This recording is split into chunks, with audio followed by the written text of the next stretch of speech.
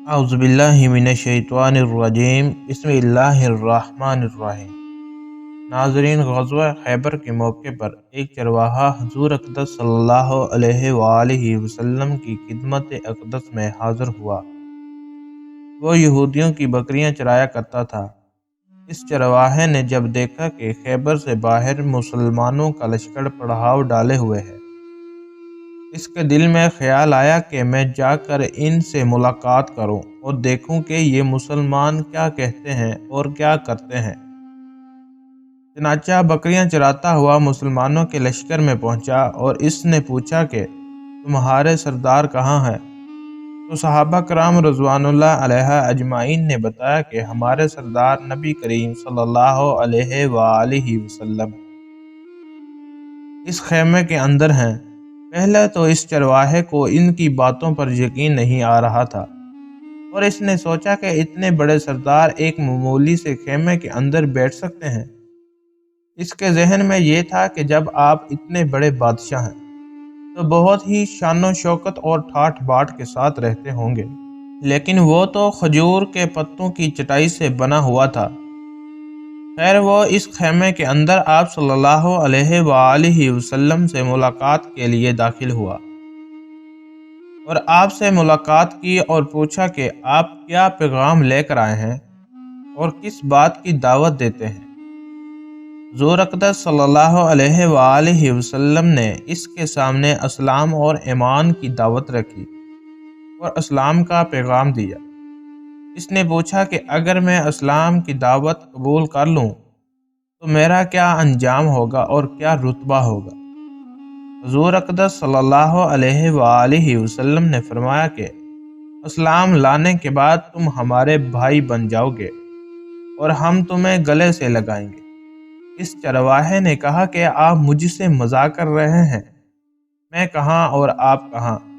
میں ایک معمولی سا چرواہا ہوں اور میں سیاہ فارم انسان ہوں، میرے بدن سے بدبو آ رہی ہے، ایسی حالت میں آپ مجھے کیسے گلے سے لگائیں گے؟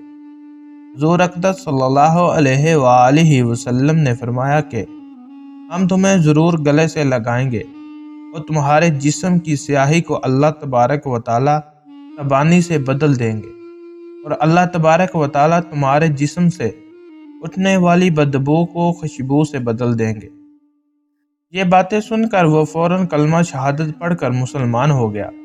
پھر حضور اقدس صلی اللہ علیہ وآلہ وسلم سے پوچھا کہ یا رسول اللہ صلی اللہ علیہ وآلہ وسلم، اب میں کیا کروں؟ آپ صلی اللہ علیہ وآلہ وسلم نے فرمایا، تم ایسے وقت پر ایمان لائے ہو کہ نہ تو اس وقت کسی نماز کا وقت ہے کہ تم سے نماز پڑھاؤں اور نہ ہی روزے کا زمانہ ہے کہ تم سے روزے رکھواؤں، اور زکوٰۃ تم پر فرض نہیں ہے۔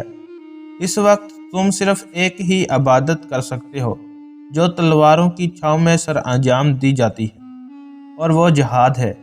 اس چرواہے نے کہا، یا رسول اللہ صلی اللہ علیہ وآلہ وسلم، میں اس جہاد میں شامل ہو جاتا ہوں، لیکن جو شخص جہاد میں شامل ہوتا ہے اس کے لیے دو میں سے ایک صورت ہوتی ہے، یا تو غازی یا شہید۔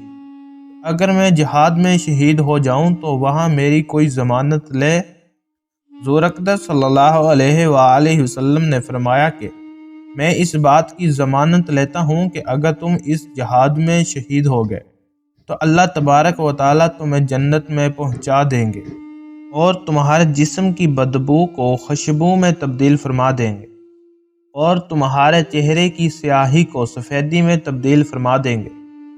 کیونکہ وہ چرواہا یہودیوں کی بکریاں چراتا ہوا وہاں پہنچا تھا، اس لیے حضور اقدس صلی اللہ علیہ وآلہ وسلم نے فرمایا کہ تم جو بکریاں لے کر آئے ہو ان کو جا کر واپس کرو، اس لیے کہ یہ بکریاں تمہارے پاس امانت ہیں۔ اس سے اندازہ لگائیں کہ جن لوگوں کے ساتھ جنگ ہو رہی ہے، جن کا محاصرہ کیا ہوا ہے اور ان کا مال غنیمت ہے، لیکن جو کہ وہ چرواہا بکریاں معاہدے پر لے کر آیا تھا، اس لیے آپ نے حکم دیا کہ پہلے وہ بکریاں واپس کر کے آؤ، پھر آ کر جہاد میں شامل ہونا۔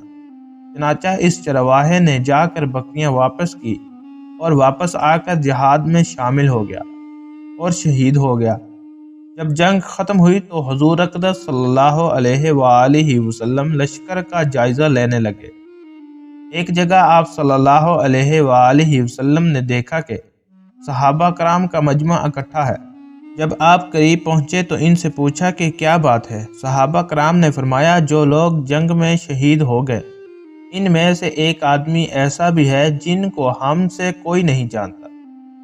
جب آپ صلی اللہ علیہ وآلہ وسلم نے دیکھا تو فرمایا کہ تم اس شخص کو نہیں پہچانتے، مگر میں اس شخص کو پہچانتا ہوں، یہ چرواہا ہے، اور یہ وہ عجیب و غریب بندہ ہے جس نے اللہ کی راہ میں ایک بھی سجدہ نہیں کیا، اور میں اس بات کی گواہی دیتا ہوں کہ اللہ تعالیٰ سیدھا اس کو جنت الفردوس میں پہنچا دیں گے، اور میری آنکھیں دیکھ رہی ہیں کہ ملائکہ اس کو غسل دے رہے ہیں، اور اس کی سیاہی سفیدی میں تبدیل ہو گئی، اور اس کی بدبو خوشبو سے بدل گئی۔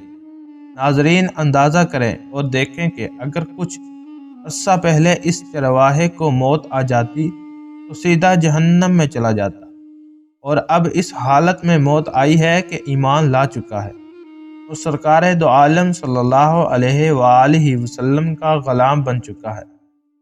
نماز کی لغوی معنی دعا کے ہیں۔ قرآن پاک میں اللہ تبارک و تعالیٰ فرماتے ہیں، اے پیغمبر، ان لوگوں کے اموال میں سے صدقہ وصول کر لو جس کے ذریعے تم انہیں پاک کر دو گے اور ان کے لیے باعث برکت بنو گے، اور ان کے لیے دعا کرو، یقیناً تمہاری دعا ان کے لیے سراپا تسکین ہے، اور اللہ ہر بات سنتا اور سب کچھ جانتا ہے۔ جبکہ فرمان نبوی ہے، جب تم سے کسی کو دعوت دی جائے تو وہ اسے قبول کر لے، اور پھر اگر وہ روزے سے ہو تو دعا کر دے، اور اگر روزے سے نہ ہو تو کھانا کھا لے۔ ہشام بن حکم نے حضرت جعفر صادق رضی اللہ تعالیٰ عنہ سے سوال کیا، نماز کا کیا فلسفہ ہے؟ لوگوں کا کاروبار سے روک دیا جائے اور ان کے لیے رحمت کا سبب بنے۔ انہوں نے اس کے جواب میں فرمایا، نماز کے بہت سے فلسفے ہیں، انہی میں سے ایک یہ بھی ہے کہ پہلے لوگ آزاد تھے اور خدا اور اللہ سے غافل تھے، رسول سے غافل تھے، ان کے درمیان صرف قرآن تھا۔ امت مسلمہ بھی گزر شدہ امتوں کی طرح تھی، کیونکہ انہوں نے ہی صرف دین کو اختیار کر رکھا تھا اور کتاب اور انبیاء کو چھوڑ رکھا تھا، اور ان کو قتل کر دیتے تھے۔ نتیجے میں ان کا دین پرانا ہو گیا تھا اور ان لوگوں کو جہاد جاننا چاہیے تھا۔ خداوند عالم نے ارادہ کیا کہ یہ امت دین کو فراموش نہ کرے، لہٰذا اس امت مسلمہ کے اوپر نماز کو واجب قرار دیا تاکہ ہر روز 5 بار حضرت رسول اللہ صلی اللہ علیہ وآلہ وسلم کو یاد کریں اور اس میں گرامی زبان پر لائیں، اور اس نماز کے ذریعے خدا کو یاد کریں تاکہ اس سے غافل نہ ہو اور اس خدا کو ترک نہ کر دیں۔ نماز سبب بنتی ہے کہ انسان ہمیشہ خدا کی یاد میں رہے اور اسے بھولے نہ، نافرمانی اور سرکشی نہ کرے، خصوصاً رغبت و شوقت کی ساتھ اپنی دنیاوی اور اخروی حصے میں اضافے کا طلبگار ہو۔ اس کے علاوہ انسان نماز کے ذریعے ہمیشہ اور ہر وقت خدا کی بارگاہ میں حاضر رہتا ہے اور اس کی یار سے سرشار رہتا ہے۔ نماز گناہوں سے روکتی اور مختلف برائیوں سے منع کرتی ہے۔ سجدے کا فلسفہ غرور اور تکبر، خود خواہی اور سرکشی کو خود سے دور کرنا ہے، اور خدائے واحد لا شریک کی یاد میں رہنا اور گناہوں سے دور رہنا ہے۔ آپ صلی اللہ علیہ وآلہ وسلم کی امت میں اس شخص کی کبیرہ گناہوں کی بخشش جس نے اللہ تبارک و تعالیٰ کے ساتھ شرک نہ کیا ہو۔ اللہ تبارک و تعالیٰ نے ہر چیز کو حکم زمین پر وحی کے ذریعے نازل فرمایا، لیکن نماز ایک ایسا فریضہ اور عظیم الشان تحفہ ہے کہ جسے اللہ تبارک و تعالیٰ نے وحی کے ذریعے زمین پر نہیں بلکہ پیغمبر خیر الوری کو آسمانوں کی بلندیوں پر بلا کر عطا فرمایا۔ اس واقعے سے نماز کی اہمیت و عظمت ظاہر ہوتی ہے۔ دین اسلام کے 5 ارکان میں سے نماز ایک اہم رکن ہے۔ نماز کو آنکھوں کی ٹھنڈک قرار دیا گیا ہے۔ نماز مومن بندے اور کافر میں تمیز کرنے والی سیکورٹی ہے۔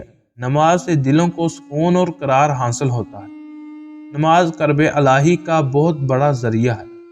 قیامت کے دن سے پہلے پرچہ اور لازمی سوال نماز کا ہوگا۔ اس پیپر میں کامیاب تمام امتحانی پرچوں میں کامیاب قرار پائے گا۔ اس میں ناکامی پر عذاب الہی کا موجب بنے گا۔ آپ صلی اللہ علیہ وآلہ وسلم جب واپس آئے تو حضرت موسیٰ علیہ السلام کے پاس سے گزرنے لگے تو انہوں نے پوچھا کہ اللہ تبارک و تعالیٰ نے آپ کو کیا حکم دیا ہے؟ آپ صلی اللہ علیہ وآلہ وسلم نے کہا، اللہ تبارک و تعالیٰ نے میری امت پر ہر دن اور ہر رات میں 50 نمازیں فرض کی ہیں۔ حضرت موسیٰ علیہ السلام نے کہا، آپ کی امت ہر دن اور ہر رات میں 50 نمازیں پڑھنے کی طاقت نہیں رکھتی، لہٰذا رب العالمین کے پاس جاؤ اور تخفف کر لو، کیونکہ میں نے بنی اسرائیل کو آزمایا ہے اور اس تجربے کی روشنی میں کہتا ہوں کہ آپ کی امت اس کی طاقت نہیں رکھتی۔ نبی پاک صلی اللہ علیہ وآلہ وسلم فرماتے ہیں کہ میں دوبارہ سدرۃ المنتہا کے پاس گیا اور اللہ تبارک و تعالیٰ سے نمازیں کم کرنے کی درخواست کی تو اللہ رب العزت نے 5 نمازیں کم کر دی۔ پھر حضرت موسیٰ علیہ السلام کے پاس سے گزر ہوا تو انہوں نے کہا، کیا یہ بات زیادہ ہے اور کم کروا لو۔ رسول اللہ صلی اللہ علیہ وآلہ وسلم فرماتے ہیں کہ میں بار بار تخفف کی گزارش کرتا رہا۔ آخر کار اللہ تبارک و تعالیٰ نے فرمایا کہ آپ صلی اللہ علیہ وآلہ وسلم کی امت 5 نمازیں پڑھا کرے تو میں اجر 10 کا دوں گا، اور ایک نیکی کا اجر ہمارے ہاں 10 گنا ہے۔ آپ صلی اللہ علیہ وآلہ وسلم کی امت 5 نمازیں پڑھے گی، ان کے اعمال نامے میں 50 درج کی جائیں گی، یعنی 50 نمازوں کا اجر و ثواب ملے گا۔ پڑھنے میں 5 اور ثواب کے لحاظ سے 50۔